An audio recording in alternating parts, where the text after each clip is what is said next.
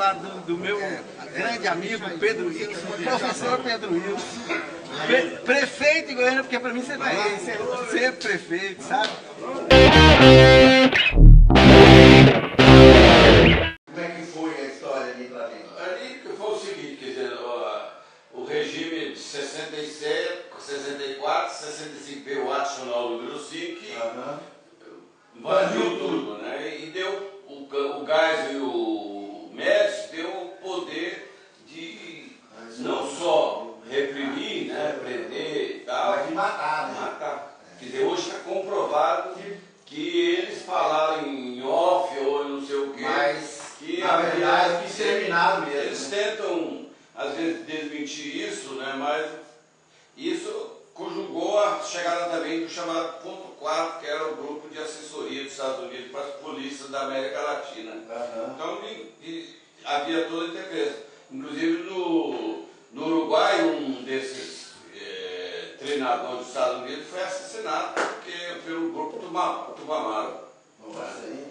Bom, eu estava no Liceu de Goiânia, nós tínhamos uma política estudantil que me abriu a cabeça no sentido de uma visão de mundo mais justa, mais fraterna, reforma agrária, reforma urbana, educação pública. Né?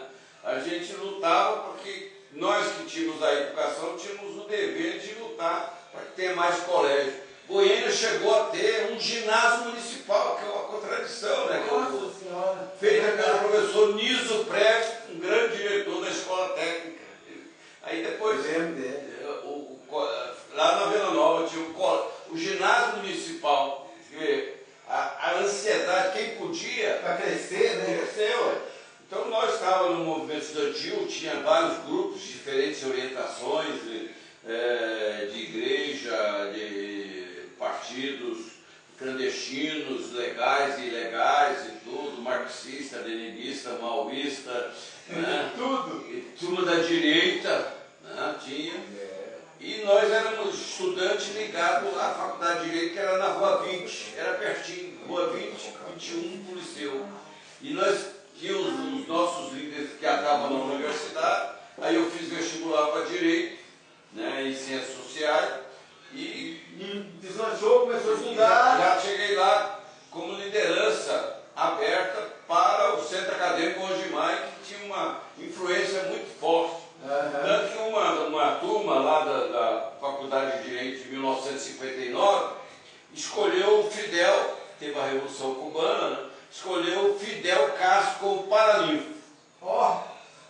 Aí o Fidel não veio, mas mandou um representante, comandante Rolando. Ele veio, né? E aí a turma plantou lá e está lá até hoje. O quê? Uma árvore que estava sendo contrabandeada naquela época no Brasil, na Amazônia. Eles cortavam a árvore na Amazônia, punham no rio na Amazônia e em Belém eles pegavam no navio, porque os Estados Unidos não tinham mais floresta para boa árvore de boa qualidade, como nós tínhamos, né? Que era um mogno. Madeira de lei, né? Madeira de lei. E aí o que acontece? Eles plantaram lá na parte, que hoje é da Justiça Federal, lá você pode ir lá, com ela num canto assim, na parte quase de fora, né? O pé de mogno, a árvore grandona lá. Até hoje. E eu, como presidente do Centro Acadêmico Ongimai, por exemplo, um deputado que ajudava nós muito lá, Eurico Barbosa, que era da UDN, mas largou a UDN, né? E ele foi na minha posse. Aí nós transformamos aquela pracinha que tem na Rua 20 ali, tal, em Centro Acadêmico Ongimai. Toda vez que ele manda arrumar, o pessoal vai lá e picha e estraga. Então, fica lá, né? Então, a minha participação no movimento estudantil já era uma visão mais de grupo, não de individual, né? O Centro Acadêmico formou gerações de pessoas, né? Como Vanderlei Mendes, que depois tornou advogado dos perseguidos pela ditadura, né? E mais gente e outros aí, tal. Então, eu fiz o curso de Direito à noite, de manhã eu fazia Ciências Sociais. Ciências Sociais, que formei em Ciências Sociais em 68 e formei em Direito em 69. Mas aí eu descobri que eu podia ser preso. Eu peguei e fugi para o Rio Grande do Sul, com a ajuda do Dom Fernando, e fui formar só depois, já no outro ano. Aí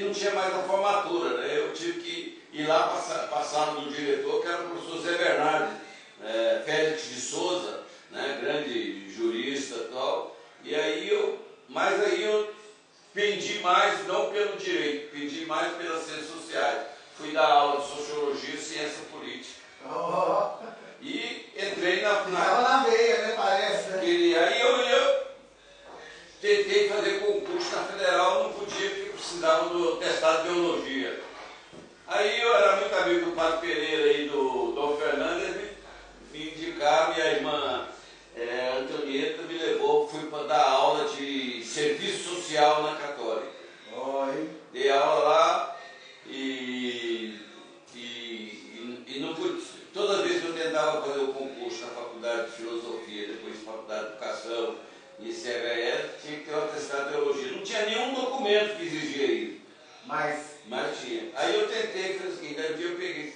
Aí eu vi lá que tinha um atestado, vida e residência. Quando você tem que tirar documento. Aí eu entreguei o rapaz lá e ele recebeu lá lá na universidade. Aí no outro dia, 7 horas da manhã, ele estava lá na porta da minha casa. Não deu certo. A diretora falou, isso não é esse teste, esse aqui não é. Aí eu desisti. Fui um tempo também dar aula na PUC em São Paulo, estudar um pouco. Então, e aí a gente. Foi famosa um pouquinho, né? Nós fizemos a famosa. Nós fizemos uma manifestação, o Wellington Porto, professor aqui de Goiânia, de Brasília, grande professor de português, então ele era presidente da UEE, e eu era presidente de Santa Catarina com o Gimário. Aí nós fizemos uma manifestação, fomos para a Praça da Cívica, repressão, descemos a Goiás, repressão, voltamos para a Faculdade de Direito, entrando lá, pusemos carteira, aí saímos de lá correndo, entramos na Catedral, um policial deu um tiro lá em 2 estudantes, o Theo, que depois vai ser colega do Batista no 5 de março, tinha sido já, e também a Lúcia Jaime, filha do família Jaime lá de Pirinópolis. Lúcia, ela mora hoje em Brasília. Então ficamos lá dentro da catedral, o Dom Fernando brigou com o governador Otávio Lage, e o coronel Pitanga Maia, que era o comandante, né?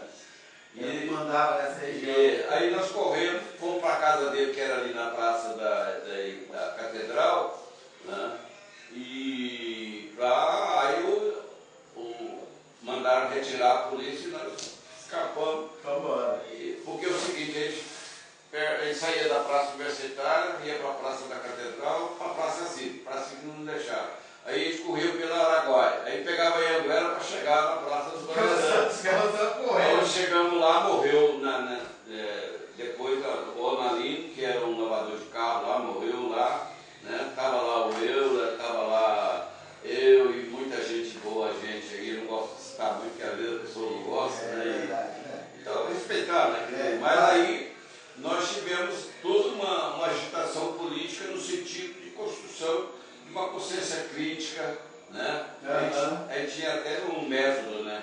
Ver a realidade, ver, julgar, comparar. Por que nós queremos dar aula de sociologia? Para conscientizar a pessoa dos seus direitos. Abrir a cabeça. Por exemplo, eu fui dar aula no curso para adultos, lá na praça do setor universitário. E aí até estava contando esse caso. Aí um cara lá se alfabetizou conosco, seu Arlindo. Aí chegamos, descobrimos a data dele. Aí fizemos o aniversário dele. Compramos uma rosca grandona assim.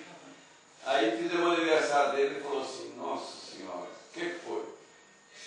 Primeira vez na vida uma pessoa me chama para fazer uma festa para mim e lembra do meu aniversário. Olha, rapaz, que delícia. Cara, com 50. Aí ele foi lá naquela avenida lá, um lugar de consertar pneu.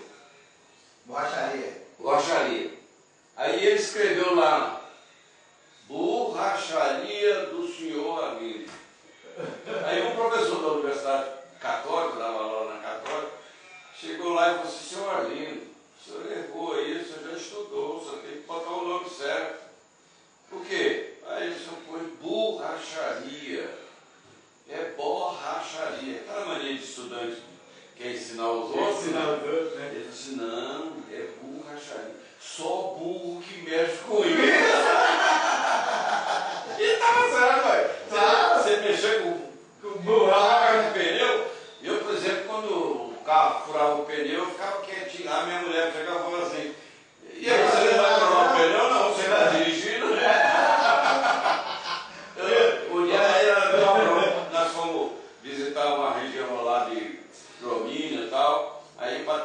conosco, né? Visitavam a Nara e o Constantino.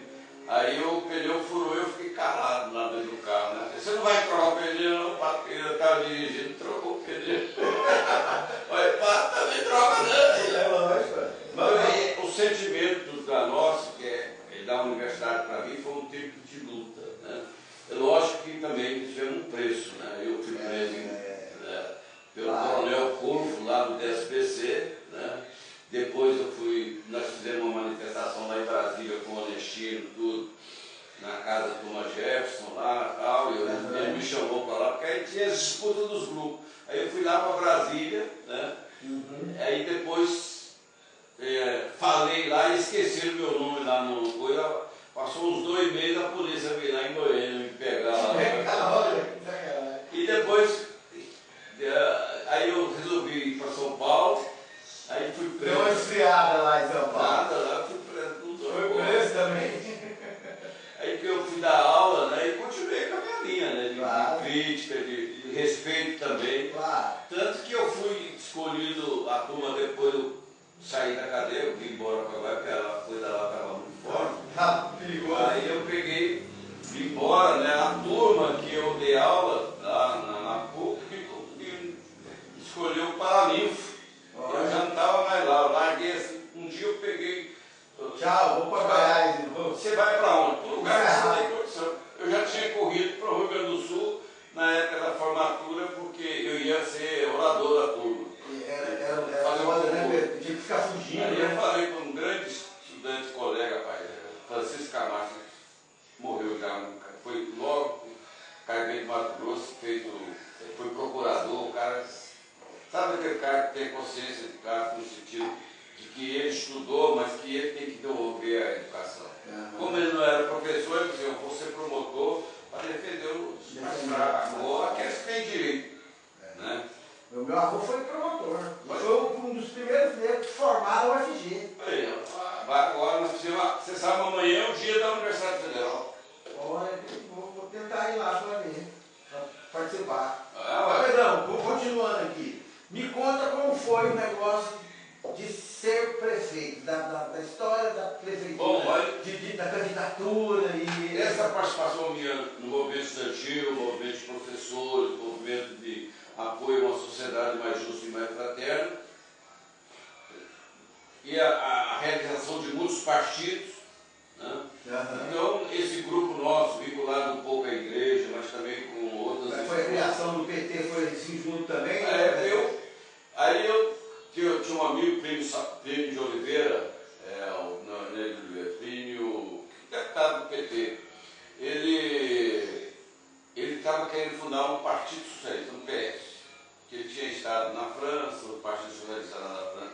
Quer dizer, nem um partido radical, nem um partido também da turma que tinha naquele tempo. Tinha o PSD e o DN, mas tinha PSB do Ademar, tinha PTN do Jânio Quadro, tinha PDC do Montoro. Me parece que essa salada de partido aí, desde lá já existia, né? Aí, tanto que eles acabaram com os partidos, porque tinha partido demais e o militar não dava conta de controlar.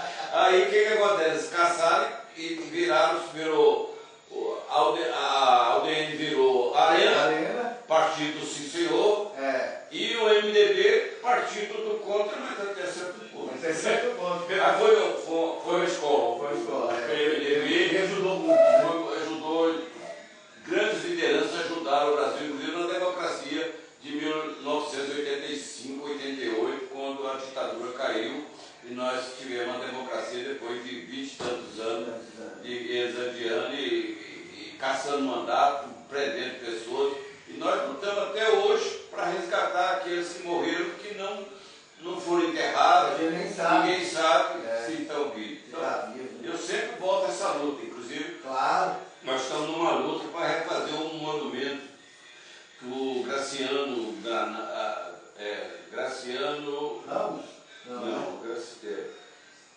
Clóvis Graciano, um artista lá, ele fez um monumento na Praça do Trabalhador, né?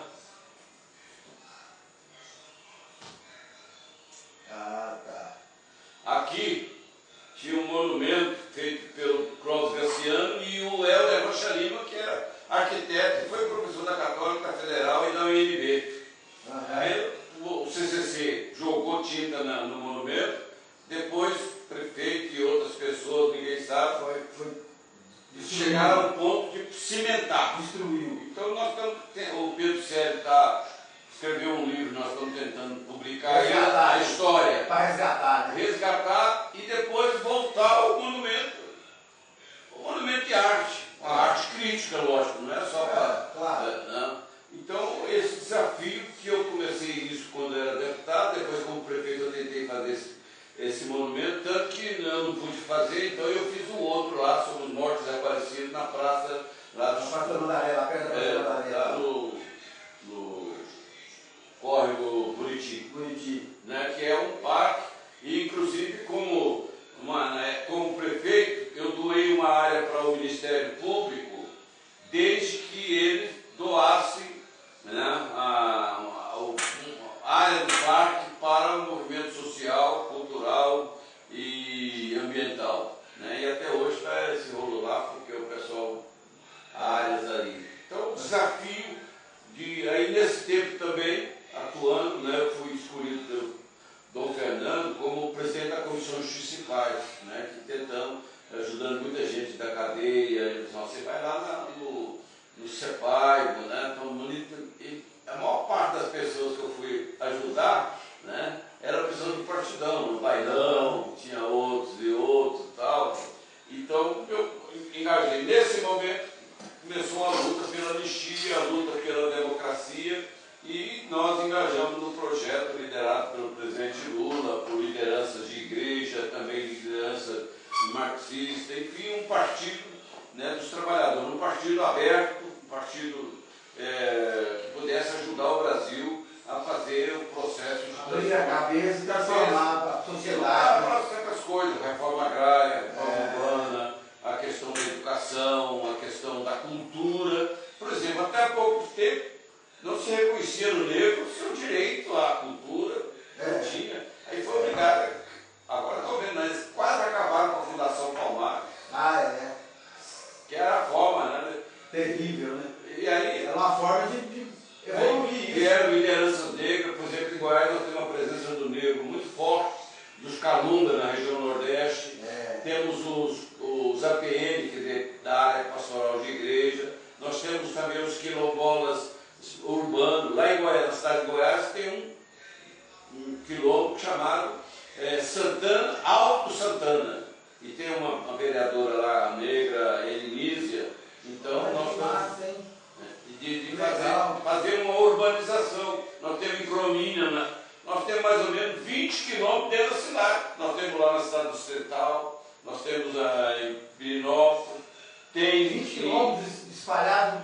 Nós temos quase 100 quilômetros no estado de Goiás. Que massa, hein? Então nós vamos fazer esse ano, não deu, questão financeira e também de articulação, nós vamos fazer uma coisa inovadora, duas ações no sentido de fazer um congresso dos quilombolas. Olha, eu quero participar. Calunga, todos lá. Se me chamar, eu estarei lá. Lá, ué. Inclusive tem uma moça, uma artista que mora lá em Pirinópolis, né? Tem uma casa lá, num condomínio com um amigo meu, arquiteto, que fez lá, e eu comprei muito tempo. Porque eu tenho duas filhas, uma em Goiás, em Brasília, mulher, nós somos aposentados, mas não retirados da vida. Claro, nunca! Aí eu ia fazer lá em Goiás, lá com o Zé do Carmo, com o prefeito lá, com o doutor Mário, mas aí ficava distante, né? Então, eu tenho uma filha que mora em Brasília, e a outra mora aqui em Goiânia, que é procuradora, a outra é professora da Universidade, psicóloga. Então, ela de Brasília vem para Piri, e nós vamos para lá. Metade. Mas agora, na sexta-feira, eu estou indo para Goiás, prefeito Aderso Gouveia, né, do PT, e a turma toda lá, Guilherme, Dorival, Célia, tudo. Nós vamos fazer o seguinte, a recuperação das ruínas, mas como ruína, de ouro fino. Eu vi isso lá. E aí, então, você está convidado, vai ter ter lá na dia 15, às 3 horas da tarde. Lá em Goiás. Lá em Goiás. Ali você passa a polícia, você entra à direita. É o caminho que eles chamam de Coralina agora, que vai lá até no Ferreiro e volta em Goiás. Lá tem uma gruta também lá. Tem. Aí, quer dizer, nós vamos entregar para a prefeitura, o IFAM, né? Ajudou lá, porque é uma lembrança muito grande, inclusive de duas músicas fantásticas, que eu gosto de caipira. Menino da Porteira e o que eu conheço no menino? Lá para os sertões de Goiás, lá para Ouro Fino. Mas Minas Gerais tem uma cidade de Ouro Fino, está brigando para ser esse que é da música. Você sabe que a música foi desenvolvida pelo Tunico e Tinoco. Foi. Mas eles não foram os autores. Um é autor do Ted Vieira e a outra é de duas pessoas diferentes. E eles estão pecados e roubam muito os cantores, né? Como isso? É verdade. O pessoal fala aí. O músico não gosta do recado de jeito nenhum. Por quê? Porque eles recebem o dinheiro e o cara às vezes nem tem organização, porque quase todos esses artistas contratam uma pessoa para ficar. O dinheiro fica lá, né? Ele fica lá. Então aí a música é uma das músicas mais tocadas no Brasil. Nossa, então deve ter royalty aí. Aí o pessoal de Minas queria que fosse de Minas. Porque cada estado de origem do cantor ou do compositor, ele tem direito lá naquele estado. Aí São Paulo pegou, aí puseram que a música era de Minas. Mas aí tinha uma frasezinha, Ouro Fino. Tem Ouro Fino em Niquelândia, tem Ouro Fino em Cristalina, tem Ouro Fino em Minas e tem Ouro Fino. E tem o nosso Ouro Fino. Só que lá na música tem lá nos sertões de Goiás. Ouro Fino, sertão de Goiás, não pode ser Minas e São Paulo. Não pode. Porque São Paulo fica com a maior parte do dinheiro dos cantores. Tanto você pode ver que eles concedem, largaram até o Rio de Janeiro. Lá em São Paulo é mais organizado. E tem muito cara que podia estar com a vida boa aí, mas ninguém tem. Morreu o pai, os filhos, mas não tem. Porque não tem mais. E aí tem a Recade lá, que arrecada para quem? Ele nem sabe onde é que vai. Tem gente que chora porque tem o pai, a mãe foi grande compositor ou cantor. Aí você vê que a família ficou no brejo. Que fica a turma que trabalha na promoção. A promoção de quem? Deles, né? Deles. Então, o desafio que a gente tem hoje em Goiás, e tivemos. Então, aí eu entrei no PT, não entrei para se candidatar, mas para militar no partido.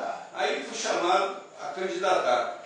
Candidatei, fui deputado, vereador, prefeito, fui deputado federal, perdi outros, ganhei outros, depois parei. E fui, graças a Deus, uma coisa que eu assustava, que é a importância muito, que era ser prefeito de Goiânia, que é a cidade que eu escolhi, né, para morar.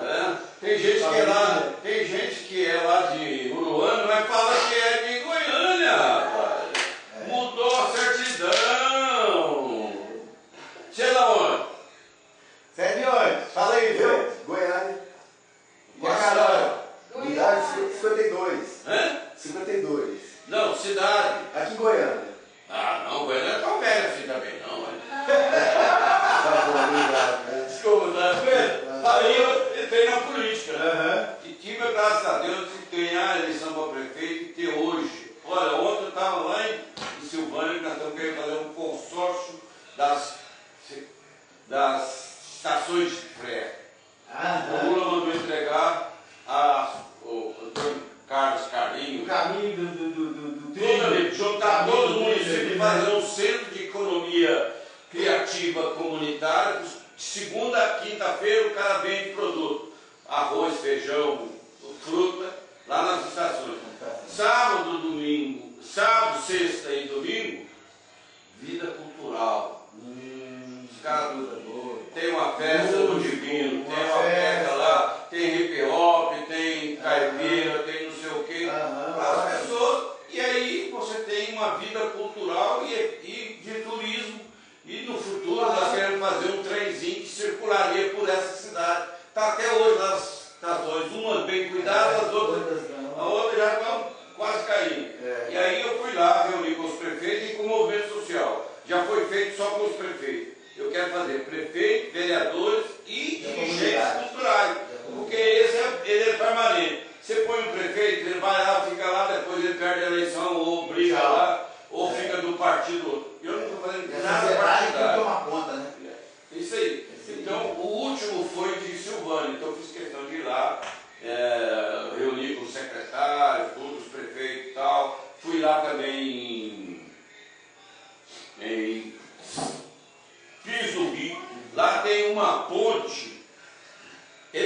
pessoas. Do trem. Do trem. Conheço aquela. Ela saiu.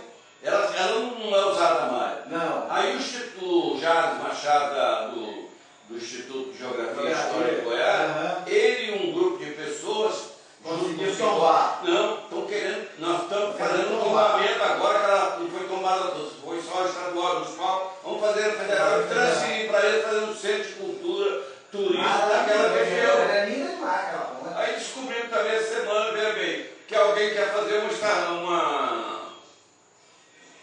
usina de energia lá na CPH. É bom, tem que fazer. Ou meio abaixo, o hobby nosso lá é a ponte. E mais ainda, lá, sabe que chamava lá a ponte? Ponte do Rocador, que é uma área onde o rio Corumbá desce muito correndo. E isso pode ser transformado também em turismo. Turismo, lógico. O pessoal de Calda Nova quer, porque a grande parte das pessoas que vão de Brasília para lá passa naquela estrada lá. Ou de Araguari, Araxá e Catalão vir para cá. Ou Goiânia para lá, Anápolis ir para lá. E você cria essa área. Tem muitos lugares, igual o consórcio também lá em Pires do Rio, fica a prefeita lá, Tomazini. Por exemplo, tem duas estações, máquinas que eles deixaram lá, não deixaram levar para. Porque teve gente que pegou grande parte dos dormentes, que era tudo ferro, prontinho. Os caras arrancaram, de senador Calheiros a Azevedo. Quer dizer, quem está querendo? Que esse pessoal tem condições de fazer não ser. Agora, a estação não vai ser mais usada. Ela vai ser tampada se deixar a usina na hora. Não, vocês fazem lá abaixo ou acima. Claro. Porque pode conciliar isso. Eu não sou contra a usina. Não, mas agora a usina tampar um monumento aqui. Não, e ele é tombado até o estado e tem um processo nosso. Infelizmente, teve alguém que pegou o processo, botou no bolso, tem 10 anos que ninguém localiza aí. Nós estamos localizando ele, parece que ele já aposentou e mora no Rio de Janeiro. Então, nós ficamos chamando. Tá igual o gatinho lá do Fana. É verdade. Mas vamos falar uma outra coisa aqui. Sua ligação com o meio ambiente. Porque quando você foi prefeito, você criou uns parques maravilhosos que tem em Goiânia hoje aí. Olha, graças a Deus, uma Campina de Cruz fez coisa aqui pertinho aqui. Tem uma colega sua jornalista, Talvani. A Talvani disse que todo dia tem que explicar, porque ela fala assim, mas como você pobre se mora num lugar desse? Porque ninguém, na época que o marido e ela casaram, ela pegou assim, não, nós compramos barato porque ninguém tinha. Os outros chegaram depois. Olha que eu cheguei, mesmo era deputado novamente, eu e a dona Iris, chamei ela e nós fomos lá no Banco Mundial, que nós tínhamos conseguido 100 milhões de dólares.